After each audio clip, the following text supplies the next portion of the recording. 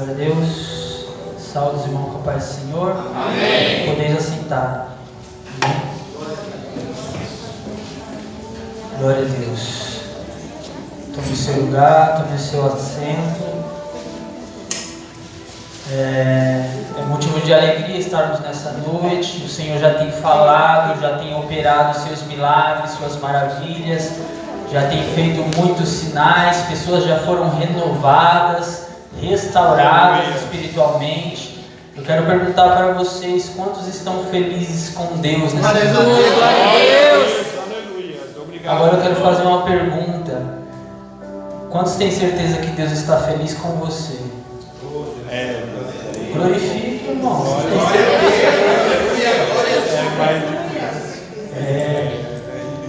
Eu vi essa perguntinha aí de um pregador e gostei. Falei, vou testar na igreja. Glória a Deus. Quero dividir uma palavra rápida com os irmãos que se encontram aqui em João, no capítulo 6. Vou usar duas passagens, uma em João e outra em Romanos. Vou ser bem breve.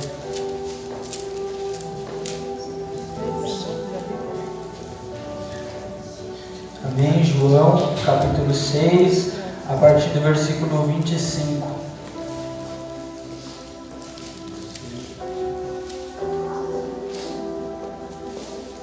Passagem bem conhecida, onde muitas vezes é usada para tratar acerca desse momento que estamos aqui, momento de trazermos à memória aquilo que nos dá esperança. A palavra do Senhor diz que iríamos participar desta mesa e toda vez que comêssemos desse pão e bebêssemos desse cálice, anunciaríamos a vinda do Senhor.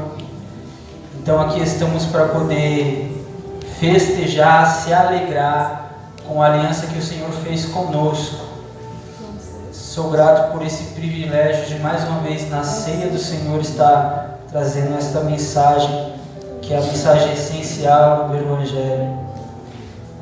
João 6, a partir do versículo 25 até o 27, diz assim: Quando o encontraram do outro lado do mar, perguntaram-lhe: Mestre, quando chegaste aqui?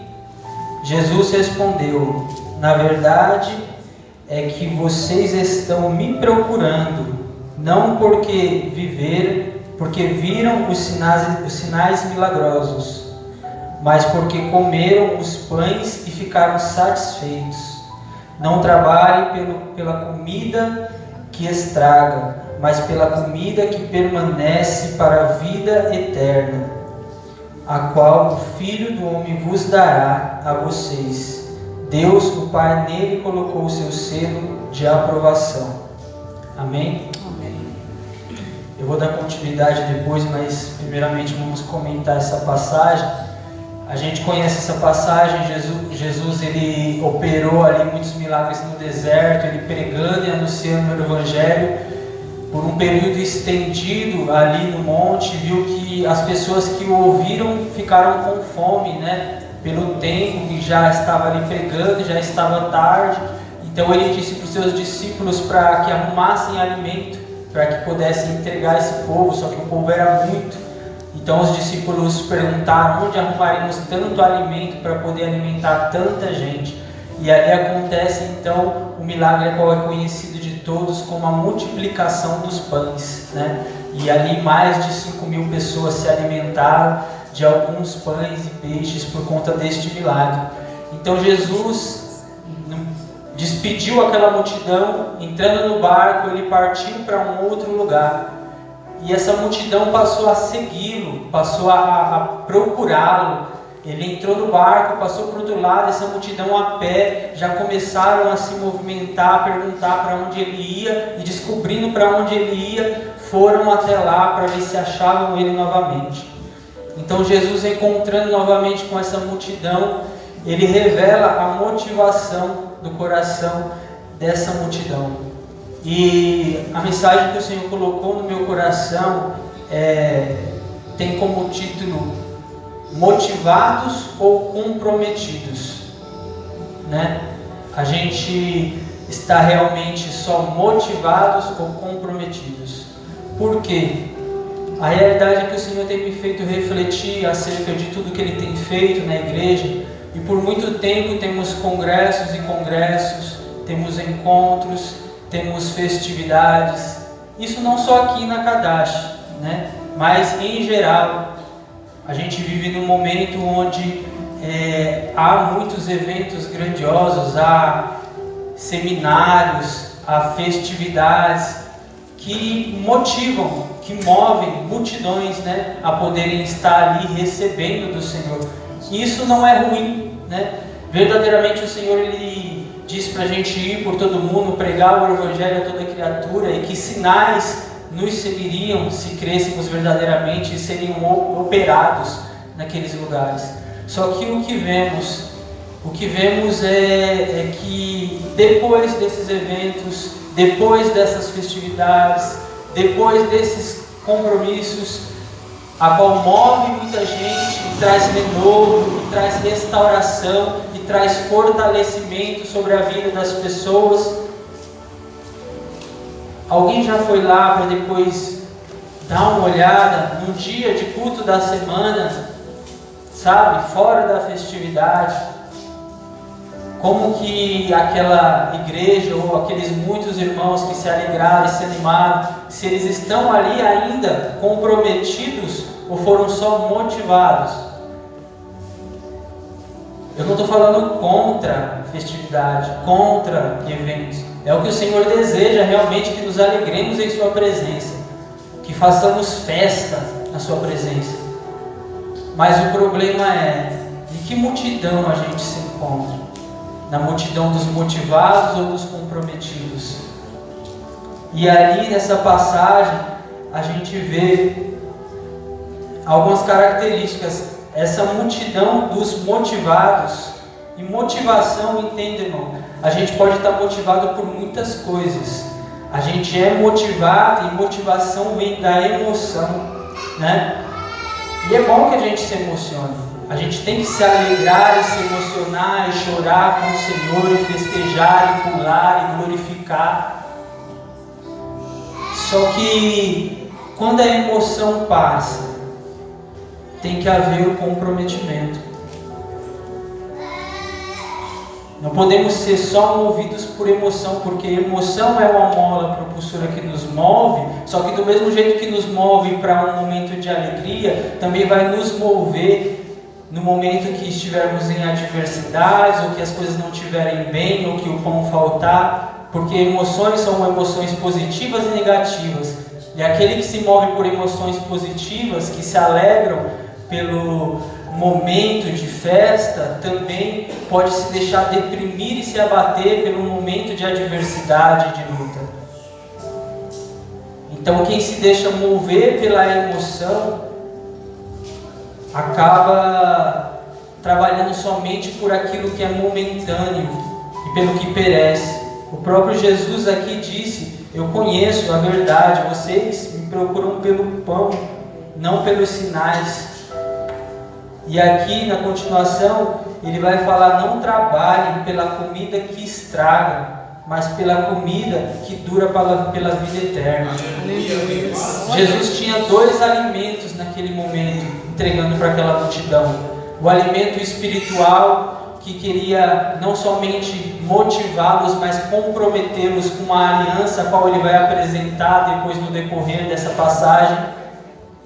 E tinha esse alimento físico, que era momentâneo, que tinha como intuito, sim, satisfazer a fome.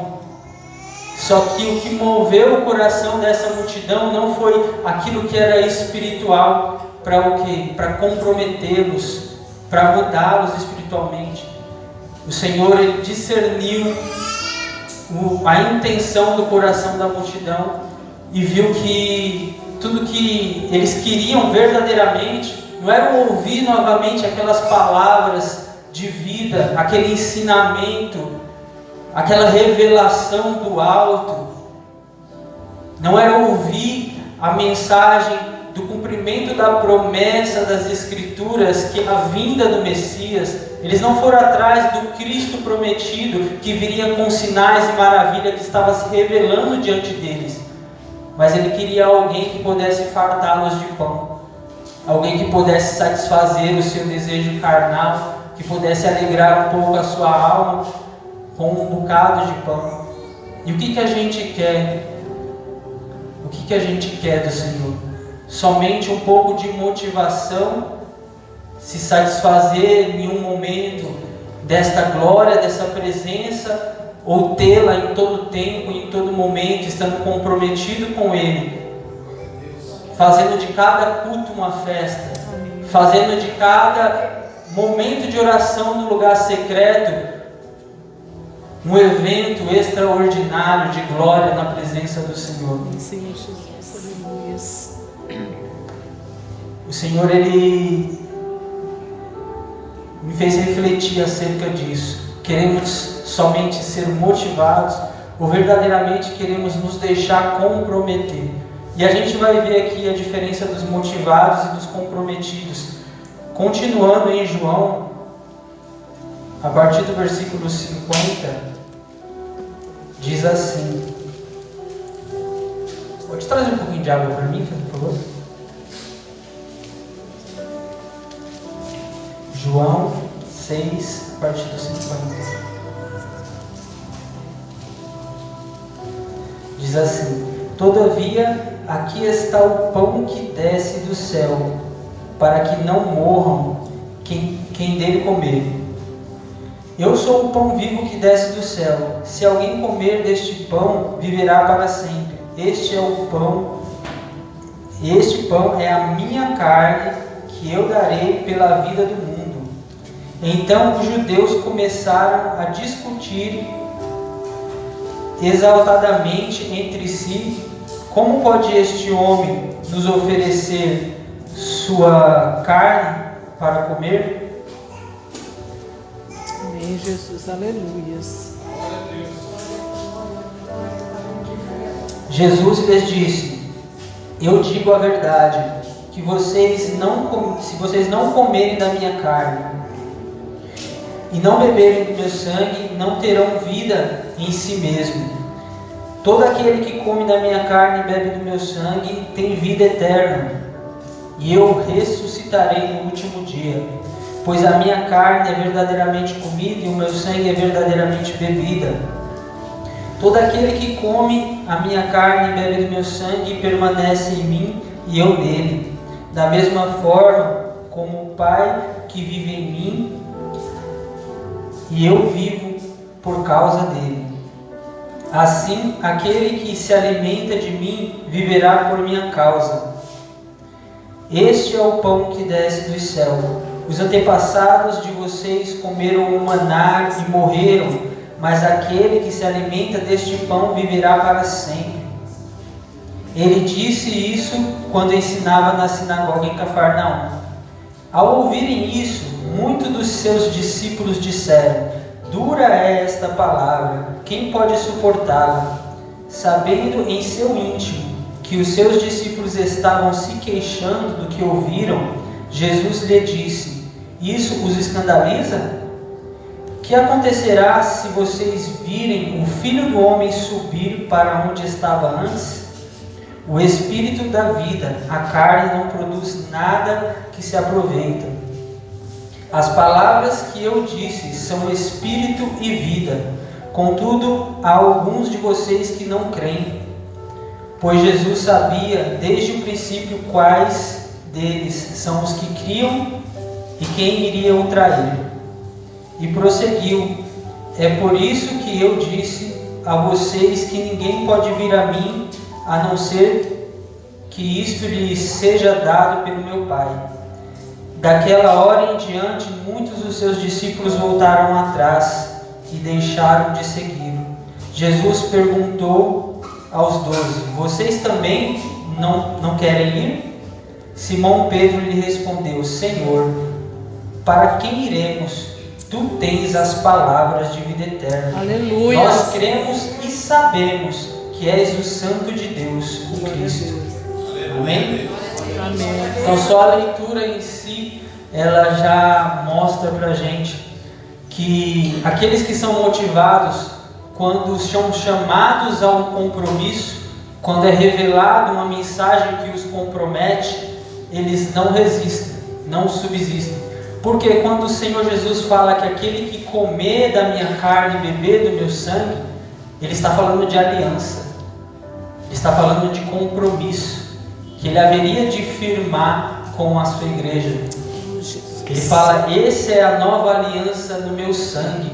É o que Ele, sentado à mesa com aqueles que realmente são íntimos, não com os que estavam motivados, mas com os que estavam comprometidos, disse, isso que eu ofereci para vocês lá, minha carne e meu sangue a ser bebido, a ser comido, é a nova aliança no meu sangue. É algo que eu ofereço para os comprometidos. E a gente, quando ouve de fato uma palavra onde às vezes é mais dura, onde a gente tem que exige um pouco mais de nós, vamos orar, vamos vir para o culto de oração de terça-feira, mas está frio, mas estou cansado. Quando se exige um pouco mais de comprometimento, para onde que iremos? Para onde que vamos? Isso não é uma mensagem de acusação, mas de autoanálise. Como a própria passagem da ceia que vai ser lida diz, examine o homem a si mesmo. A mensagem de Deus, a palavra de Deus, ela serve para isso, para que o homem examine a si mesmo. Então que nessa hora a gente pense e reflita, será que estamos motivados ou de fato comprometidos? Que igreja que o Senhor vai encontrar quando Ele chegar aqui? Que multidão que Ele vai encontrar quando Ele chegar aqui? Sim, Ele quer que a gente venha queimar, venha arder de amor no Espírito, venha se alegrar, venha sentir a presença dEle gloriosa neste lugar. E esses 3 dias foram lindos, foram motivadores. Mas a mesa do Senhor não vai ser feita de pessoas motivadas, mas de pessoas comprometidas. Glória a Deus, aleluia. Então que a gente venha verdadeiramente ver se de fato temos nos comprometidos. E que a partir de hoje, analisando a si mesmo, possamos tomar uma atitude. Porque culto após culto, domingo após domingo, mensagem após mensagem, temos sido alertados, temos sido incentivados, temos sido repreendidos. Só que nada disso serve se a atitude da nossa parte não for tomada. A mensagem, ela vem para mudar a nossa mentalidade. Amém, Deus, glória a Deus. O Senhor diz, não seja somente ouvinte, mas praticantes. E sobre estar motivado ou comprometido, o Senhor também me fez refletir sobre o texto de Romanos, exatamente no sentido de que muitas das vezes eu vejo, eu ouço, né? Acredito que vocês também, pessoas que em um momento, até às vezes a gente mesmo, né? Em um momento estamos ali correndo, de olho no alvo, buscando, e quando pensa que não, estou fraco, estou forte, estou fraco, e fica nesse alto e nesse baixo. E por que vivemos assim, né? Pessoas às vezes que com muitos anos na fé, como Hebreus diz, pessoas que já deveriam ser mestres pelo tempo decorrente da fé, ainda necessitam novamente estarem recebendo daquele alimento primário, do leite, né? Essas mensagens a qual ele usa como símbolo, né? Fala daquele que são experimentados, que recebem um alimento sólido, que fortalece, que é para os crescidos, amadurecidos na fé, mas fala também de um alimento mais simples, que é para aqueles que ainda estão começando na fé. E o Senhor não quer que a gente viva escala de alto e baixo, alto e baixo. O Senhor, Ele procura pessoas constantes. É o que deveríamos nos tornar, pessoas constantes. Não digo pessoas que não se sentem afligidas no momento de uma provação. Não digo pessoas que também não chorem, não sofram. Não somos seres humanos. Paulo diz, né, afligido, mas não angustiado. Paulo fala dos sentimentos a qual ele tinha em momentos de dificuldade, fala da sua fraqueza. Mas aqueles que são comprometidos no momento de adversidade, ele não afasta a pessoa da presença de Deus. A gente vê que muitas das vezes a luta vem e a pessoa, em vez de correr para os pés de Deus, para mais perto de Deus, da luta motivá-lo a orar mais, a se aproximar de Deus, a pessoa se exclui, se isola, vai para a caverna. Isso é uma atitude de alguém motivado, porque a emoção que o move para poder glorificar e vir para a casa do Senhor quando tem festa, é o que o move para poder se esconder no momento da adversidade.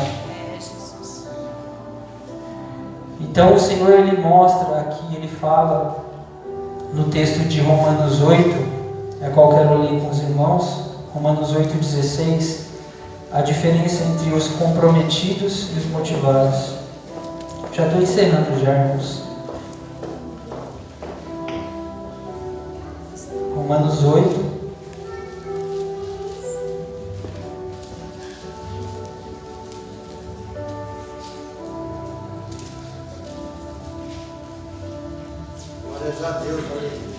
Romanos 8, a partir do 16. Aleluia.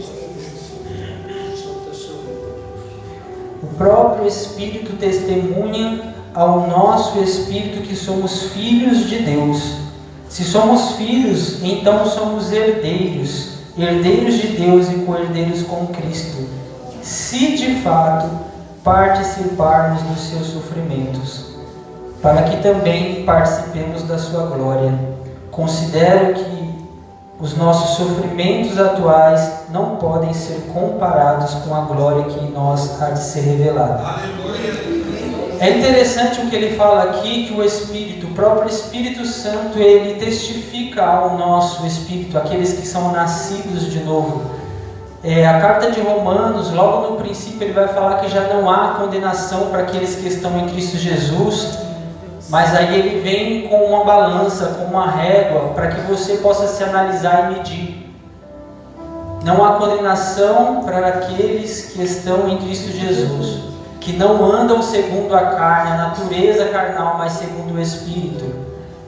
Então ele começa a dar ali parâmetros, para que a gente possa medir e ver se de fato nascemos ou não de novo, se de fato estamos ou não na fé. Porque ele fala, se é que o Espírito habita em vós, se é que sois verdadeiramente de Cristo. Mas ele fala não acusando a igreja, mas diante dos parâmetros que ele dá. Se a nossa mentalidade da carne tem nos guiado, ou se a mentalidade do Espírito, o Espírito Santo que habita em você, é o que tem conduzido as nossas vidas. E aqui ele fala que esse Espírito Santo, ele mesmo testemunha ao nosso coração que somos filhos de Deus. E que somos não só filhos, mas herdeiros e co-herdeiros. E aí ele põe novamente um parâmetro. Se participamos dos sofrimentos de Cristo. Se de fato padecemos com Cristo. Então com Ele seremos glorificados. Aleluia, Deus. E essa é a diferença entre o que é motivado e o que é comprometido. O comprometido, ele entende que a sua identidade como filho tem consigo o dever de padecer com Cristo. Glória a Deus. Ele entende, como diz em Filipenses 1:29, que fomos chamados não somente para crer, mas também para padecer com Ele. Então o momento de sofrimento, de luta, de adversidade não vai te afastar de Deus, mas vai te aproximar dele.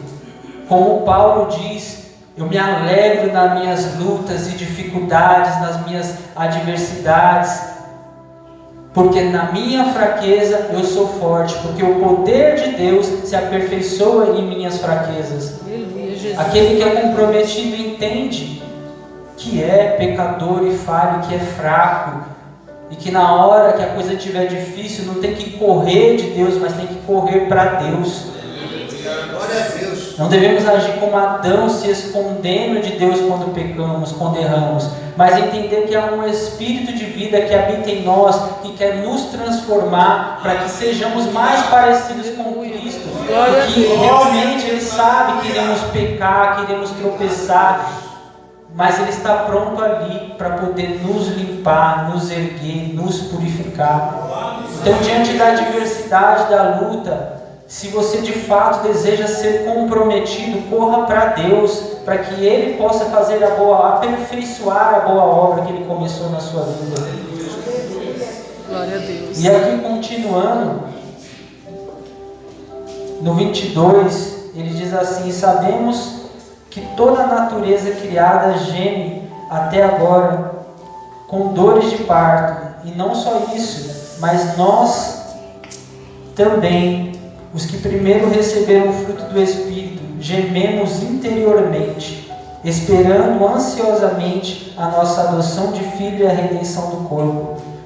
Pois nessa esperança fomos salvos, mas a esperança que se vê não é esperança.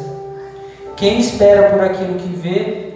Mas se esperamos ainda o que não vemos, aguardamos pacientemente. Mas, da mesma forma, o Espírito nos ajuda na nossa fraqueza, pois não sabemos como orar, mas o próprio Espírito intercede por nós com gemidos inexprimíveis.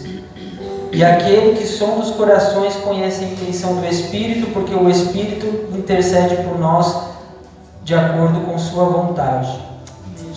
Então, na continuação dessa passagem, onde fala que aqueles que se dispõem a sofrer e a padecer com Cristo, que têm como leve as momentâneas provações desse tempo presente, uma característica dos motivados e dos comprometidos. Os motivados, eles olham mais para o peso das provações, eles focam mais na dificuldade, na adversidade, do que a glória que vai se manifestar. Os comprometidos estão de olho na glória, estão de olho na manifestação dos filhos de Deus. Aleluia. Ele fala, Paulo comprometido fala: as leves e momentâneas tribulações desse tempo não se comparam com a glória que há de ser revelada. Aleluia. Agora eu quero Glória que você a Deus. considere quem é que está falando. É Paulo, aquele que fala que sofreu naufrágio, aquele que fala que passou por cadeias, aquele que fala que foi chicoteado, que se foi dado como quase morto, apedrejado. Esse cara está falando que são leves e momentâneas as tribulações desse tempo presente, comparado com o quê? Com a glória que há de ser revelada. Aleluia, Jesus. Esse cara que passou por tantas coisas que nos fariam facilmente parar, ele fala que tudo isso foi leve, porque a visão dele está na glória que havia de ser revelada. Aleluia, Jesus. Se esse cara que sofreu dessa forma tem como grandiosa essas glórias, o que são as nossas adversidades comparadas com essa glória que há de ser revelada? O que são as nossas lutas? Alguém já foi chicoteado por amor a Cristo? Alguém já foi apedrejado? Alguém já foi para a cadeia? Alguém já sofreu naufrágio, fugindo? Então, o que são as nossas provações mediante a glória que há de ser revelada? Aleluia. Seja alguém comprometido e passe a ter essa esperança que ele falou. O centro de gravidade daquele que é comprometido puxa para o céu. O centro de gravidade daquele que é motivado puxa para a terra. Você sabe que a gente só está aqui firme no chão por conta da gravidade. Eles mostram lá nos filmes o homem lá na lua, e onde não tem gravidade eles ficam flutuando.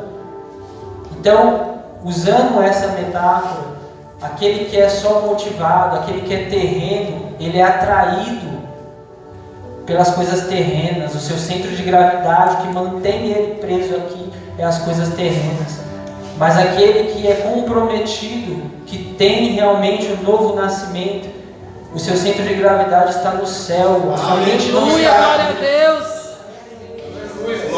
que atrai são as coisas eternas, são as glórias vindouras. Oh, Deus Santo, Como aleluia. diz em Colossenses 3, se nascemos de novo, pensemos nas coisas que são do alto, olhemos para as coisas que são do alto, da onde aguardamos o nosso Salvador. Então que venhamos verdadeiramente analisar se temos sido comprometidos ou se estamos somente sendo motivados.